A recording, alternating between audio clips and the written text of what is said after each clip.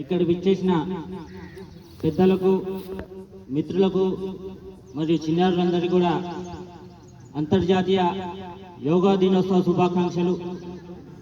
ఈరోజు మన దేశంలో పుట్టిన ఈ యోగాని ప్రపంచానికే పరిచయం చేసినందుకు చాలా గర్వించదగ్గ విషయము. అదేవిధంగా యోగా ఒక్క మాటలో చెప్పాలంటే చాలామంది చెప్పారు కాబట్టి సర్వరోగ నివారణ, హాస్పిటల్కు పోకుండా ఆరోగ్యంగా ఆనందంగా జీవించాలంటే ప్రతిరోజు యోగా కనీసం గంట లేదా అరగంట సమయం కేటాయిసి ప్రతిరోజు చేయడం వల్ల సంపూర్ణ ఆరోగ్యంతో జీవించవచ్చు. ఈ యోగాలోని అతి ముఖ్యమైన భాగమే ధ్యానం. ధ్యానాన్ని ఒక అరగంట చేసినా కూడా ఆ ఎనర్జీనే అలాగుంటుంది.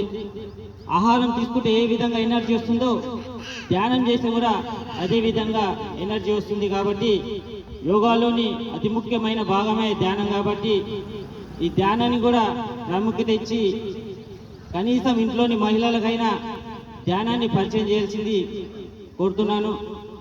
అదేవిధంగా మన కేంద్ర రాష్ట్ర ప్రభుత్వాలు పైలట్ ప్రాజెక్టుగా భారతదేశంలో 1,00,00,000 మంది సేంద్రియ వ్యవసాయ రైతులని తయారు చేయాలనుకుంటుంది.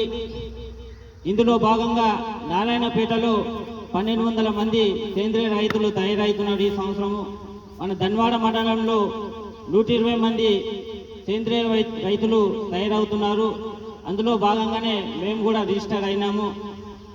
కాబట్టి భవిష్యత్తు మొత్తం కూడా సేంద్రియ వ్యవసాయం పైన ఉంటుంది. కాబట్టి మీరందరూ కూడా వీలైనంత వరకు సేంద్రియ ఆహార పదార్థాలు, విషరహిత ఆహార పదార్థాలు తిని ఆరోగ్యంగా ఉంటూ యోగా, ధ్యానం మరియు సేంద్రియ ఆహారం తిని ఆరోగ్యంగా ఉంటూ అందరూ సంతోషంగా ఉండాలని కోరుకుంటూ ఈ అవకాశం ఇచ్చి మీ అందరికీ ధన్యవాదాలు తెలుపుకుంటున్నాను.